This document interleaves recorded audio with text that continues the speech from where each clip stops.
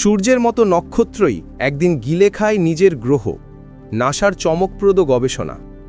নক্ষত্রের বয়স বাড়লে তারা শুধু আলো হারায় না, তারা হয়ে ওঠে ভয়ঙ্কর।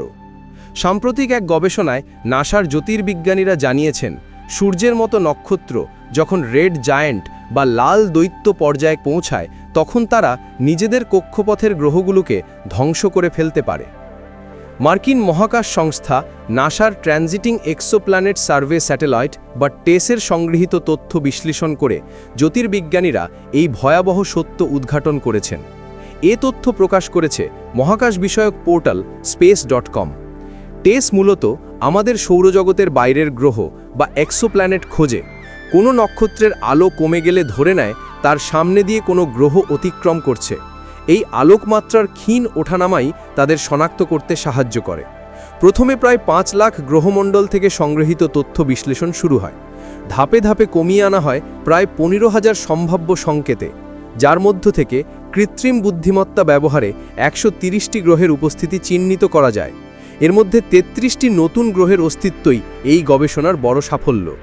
গবেষকরা জানিয়েছেন, লাল দৈত্য পর্যায়ে থাকা নক্ষত্রগুলোর চারপাশে থাকা গ্রহগুলোর টিকে থাকার সম্ভাবনা অত্যন্ত কম।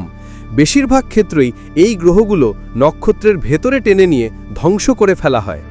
ব্রিটেনের ইউনিভার্সিটি অফ ওয়ারউইডির গবেষক এডওয়ার্ড ব্রায়েন্ট বলেন, আমরা জানতাম যে নক্ষত্রের বয়স বাড়লে তারা তাদের নিকটবর্তী গ্রহগুলিকে প্রভাবিত করে, তবে এত দ্রুত ও কার্যকরভাবে গ্রহগুলিকে গিলে ফেলে এটা আমাদের জন্য বিস্ময়কর।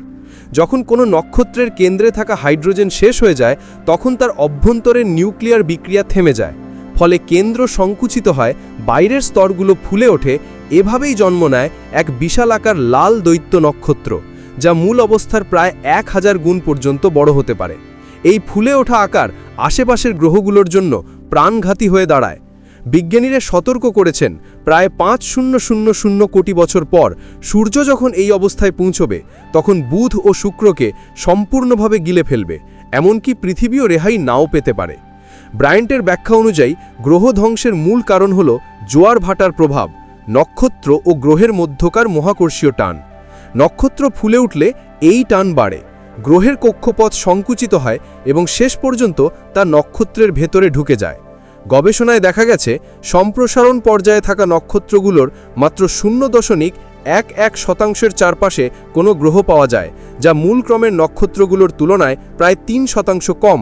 বয়স বাড়ার সঙ্গে সঙ্গে বৃহস্পতি বা শনির আকারের গ্রহগুলির উপস্থিতিও হ্রাস পায়।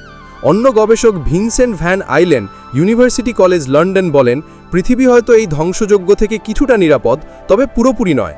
সূর্য যখন রেড জায়ান্ট হবে, তখন পৃথিবী হয়তো টিকে থাকবে, কিন্তু জীবনের অস্তিত্ব থাকা অসম্ভব হয়ে পড়বে।